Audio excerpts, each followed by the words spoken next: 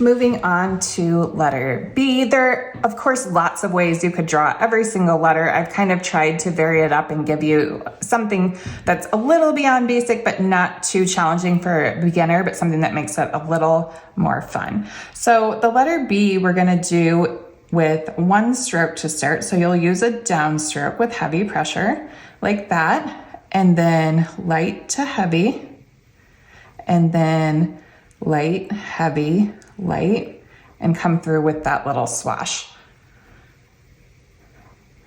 And you can see again, this is a stylistic choice to keep that kind of swash light. If you're working towards the bottom of the page, you could make that heavy. Swashes and flourishes, you can kind of break the rules with that light and heavy pressure. I like to keep mine light, but sometimes depending on the piece I'm doing, I will change that. For now, maybe just copy what I've done so you don't have to think too much about it. For the lowercase b, it's going to be two different strokes. So we're going to start right here on that letter B, light, heavy, and then this one starts here. We're going to do an oval the opposite way. So light, heavy, light. So you can let it make that full kind of oval style, or you can make it a little more misshapen if you prefer.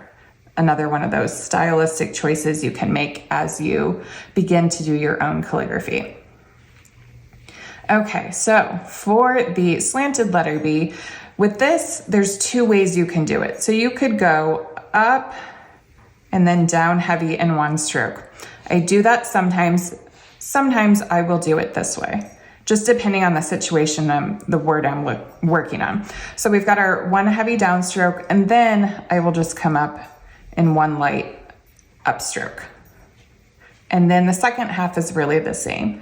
So light, heavy, and then light through that little swash. For the slanted B, we'll start at the end here. Light, heavy, pen off the page, light, heavy, light through that swash.